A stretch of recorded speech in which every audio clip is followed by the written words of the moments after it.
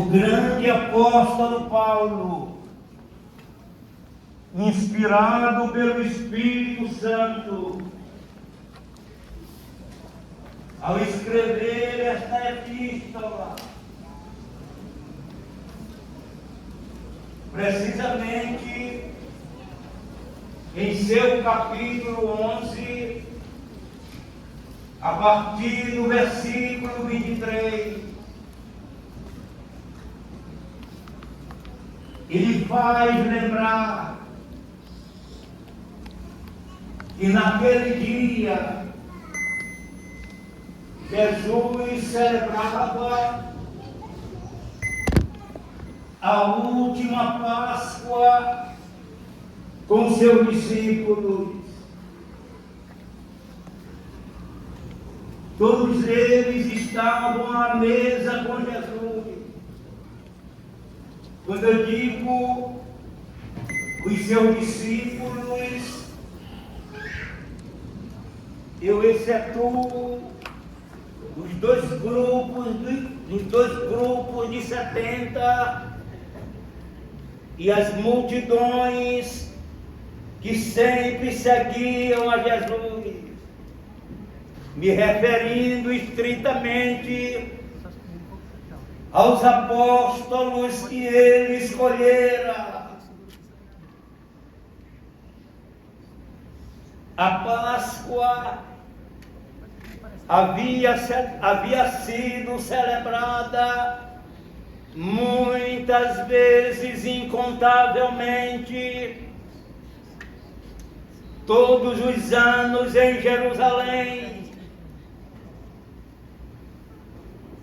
Eram multidões de judeus em família que cercavam a então mesa pascal e celebravam a Páscoa do Senhor, relembrando os dias de escravidão em que o povo hebreu viveu no Egito, e como Deus valorosamente os libertou naquele dia memorável. E desde então, todos os anos, a ceia pascal ou o festival pascal era celebrado.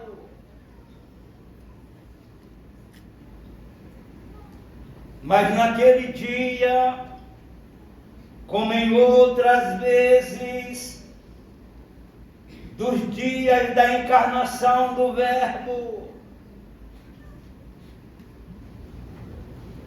o Cordeiro da Páscoa, ou não somente o Cordeiro da Páscoa, estava simbolicamente representado,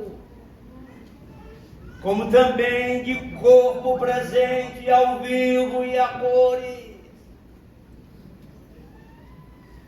E Paulo, lembrando aquele dia, ele dizia: porque eu recebi do Senhor o que também vos entreguei, que o Senhor Jesus, na noite em que foi traído, tomou o pão e, tendo dado graças, o partiu e disse: isto é o meu corpo que é dado por vós, fazei isto em memória de mim. Por semelhante modo, depois de haver ceado, tomou também o cálice, dizendo: este cálice é a nova aliança no meu sangue. Fazei isto todas as vezes que o beberdes em memória de mim.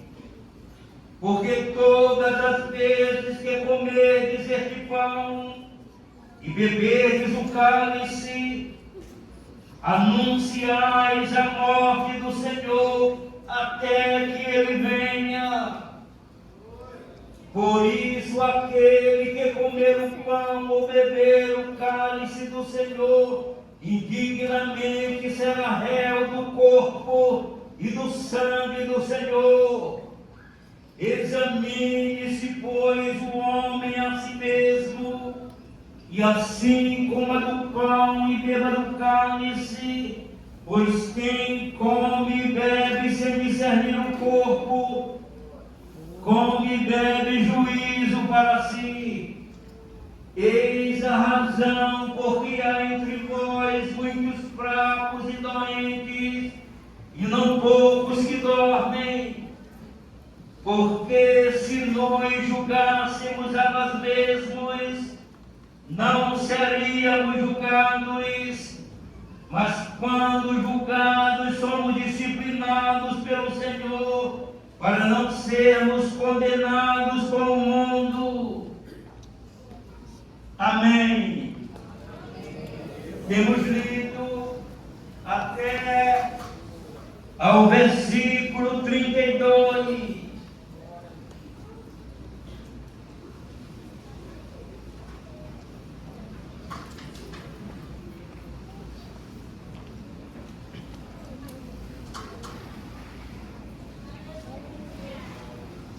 Glória a Deus.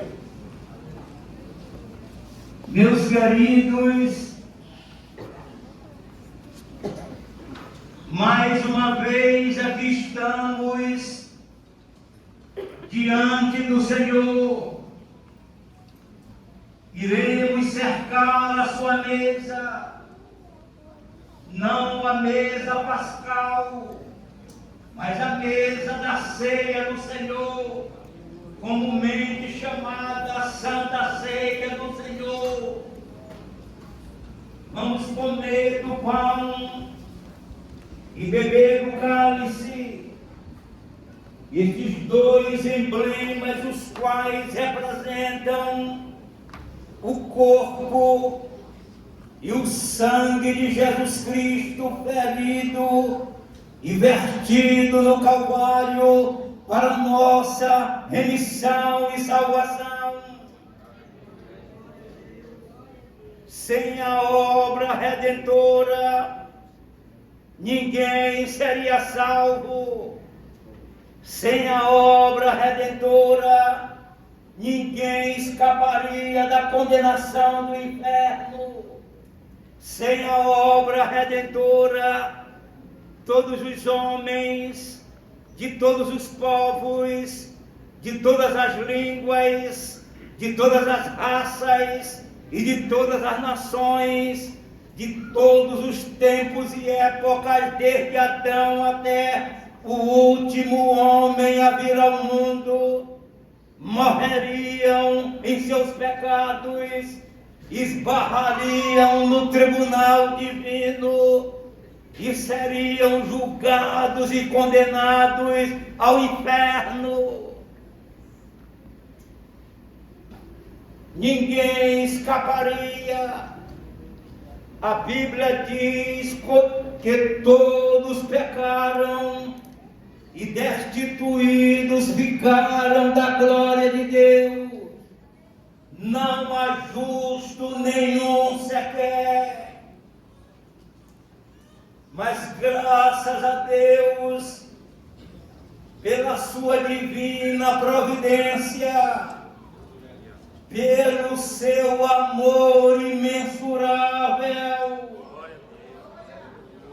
que é mais imensurável do que o infinito, que é mais profundo do que as profundezas dos grandes mares, que é mais do que todos os holocaustos e sacrifícios, que é mais extenso do que a superfície do planeta azul, que é mais sublime do que os céus, graças ao seu grande amor com que Ele nos amou, como diz o texto áureo das Sagradas Letras.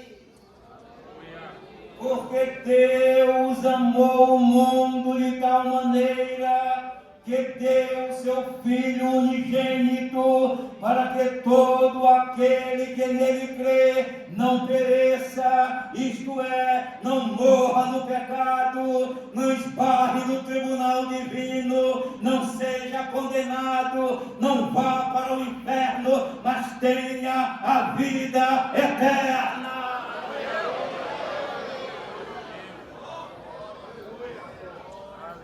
O perdão de Deus é real, a salvação de Deus é real, a vida eterna é real, o céu por herança é real.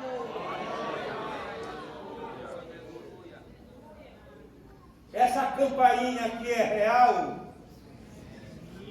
Estou perguntando. Este microfone é real? Sim. Este copo d'água é real? Sim. Estas luminárias são reais? Sim. Essa bancada onde os irmãos estão assentados é real? Sim. É real. Além disto, tudo que é concreto, tudo que é palpável, tudo que é corpo, tudo que ocupa lugar no espaço, tudo que é contemplado a olhos vistos ou a olhos telescópicos ou microscópicos é real.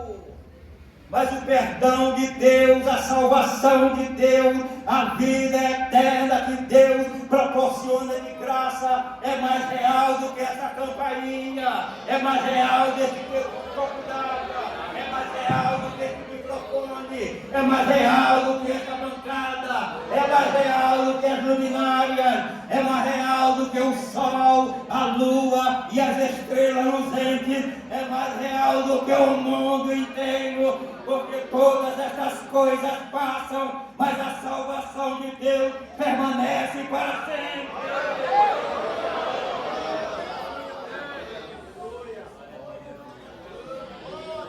Graças a Deus.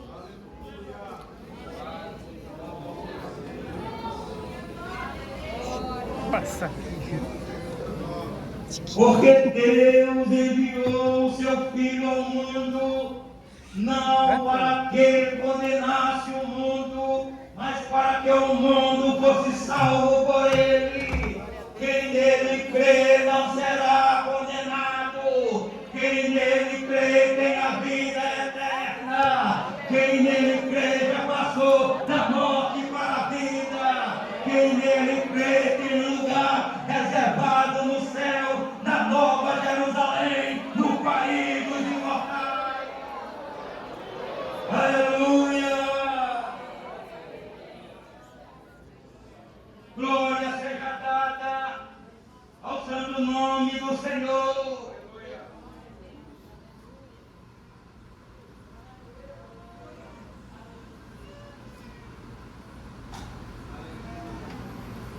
Alguns advogam que Judas Iscariotes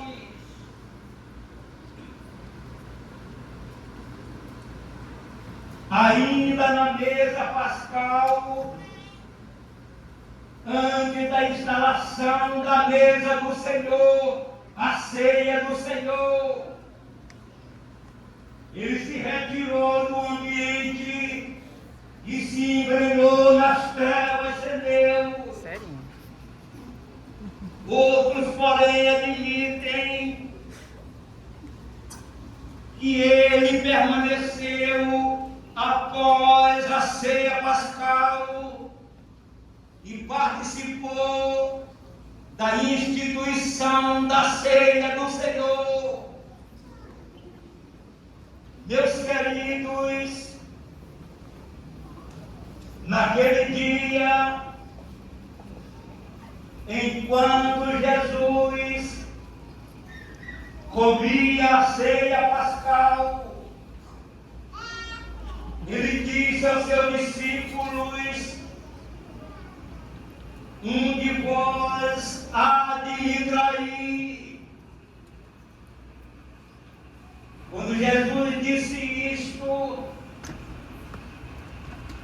todos eles começaram a perguntar um ao outro: porventura, o perguntar ao Senhor: porventura sou eu, Senhor? Porque durante 3 anos e 6 meses, nunca absolutamente Jesus deixou transparecer que um dos seus 12 discípulos mais chegados lhe trairia.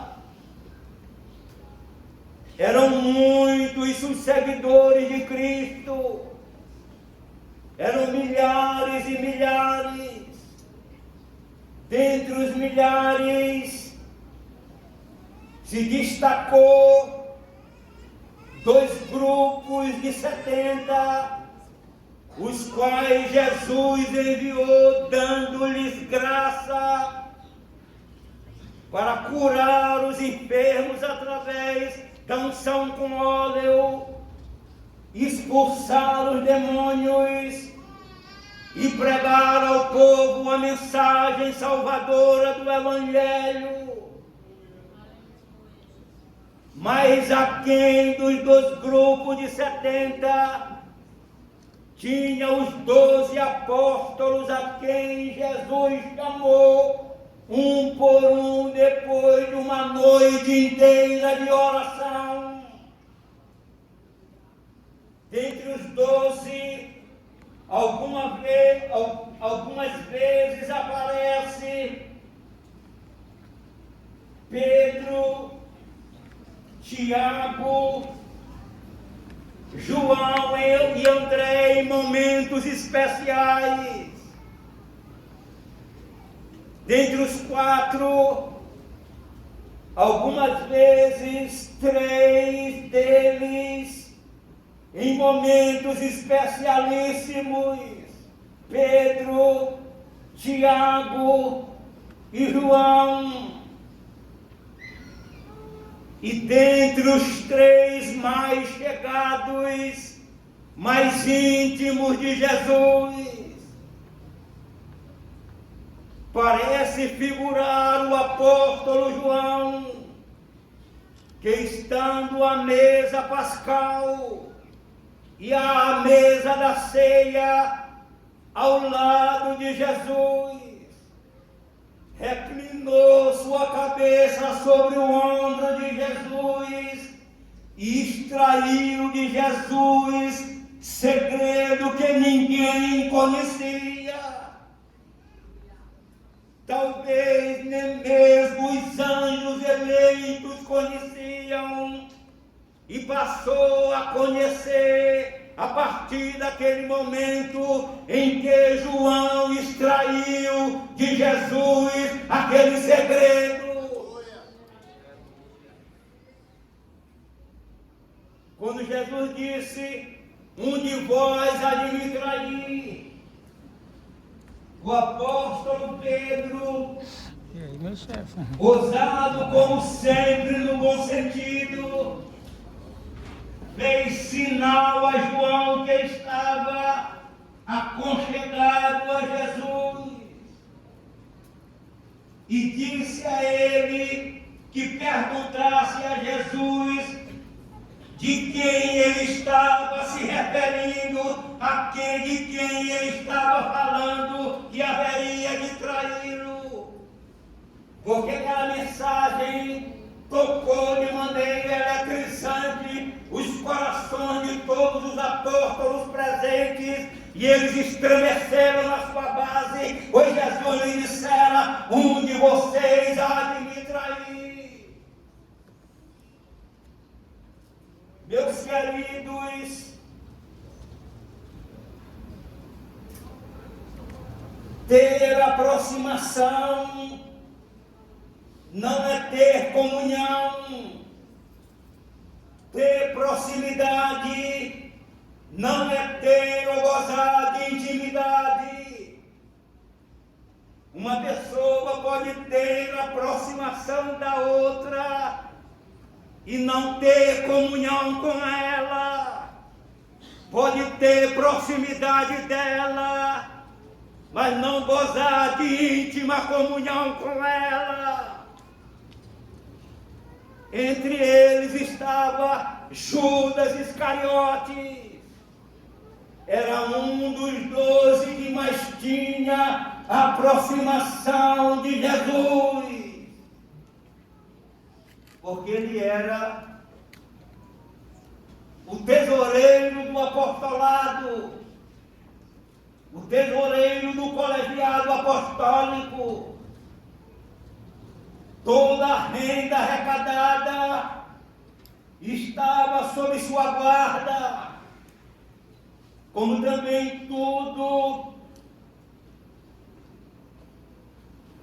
o que saía da bolsa das arrecadações para pagamentos, compras e tudo que dependia de dinheiro era com Judas Iscariotes.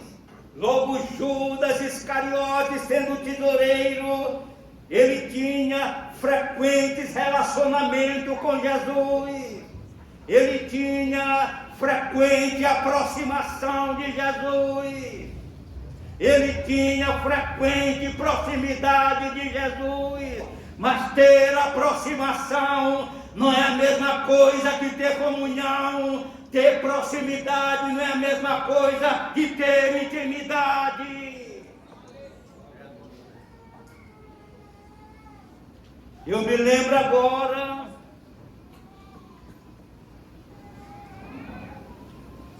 de Joabe. Joabe, ele foi um dos 37 valentes de Davi. Ele foi constituído o comandante em chefe dos mais poderosos que o mundo